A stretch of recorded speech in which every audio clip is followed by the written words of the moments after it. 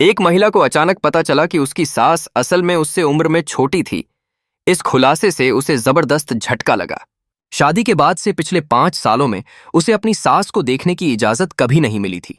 वह बस रोजाना उस महिला के दरवाजे के बाहर चावल का कटोरा रखने के निर्देशों का पालन करती थी और 1 घंटे बाद खाली कटोरा वापस ले आती थी। लेकिन कुछ दिन पहले उसने कटोरे के किनारे पर लिपस्टिक का एक निशान देखा और तुरंत भांप लिया कि कुछ तो गड़बड़ है। उसने जांच करने के लिए कमरे में घुसने की कोशिश की, लेकिन उसके पति ने घबराकर सख्ती से उसका रास्ता रोक दिया। इन अलग अलग संकेतों से उसे शक हुआ कि उसका पति उस कमरे के अंदर अपनी कोई प्रेमिका छिपा रहा है। उस रात वह करवटें बदलती रहीं और इस बात को लेकर इतनी परेशान थी कि उसे नींद ही नहीं आई। तभी उसने अपने पति को, जो सोने का नाटक कर रहा था, चुपके से अपने बेडरूम से बाहर निकलते हुए देख लिया।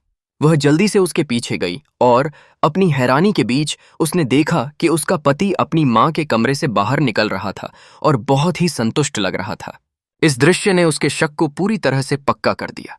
बाद में उसने जानबूझकर एक जाल बिछाया और कहा कि उसने अपनी सास की जांच के लिए एक डॉक्टर का इंतजाम किया है।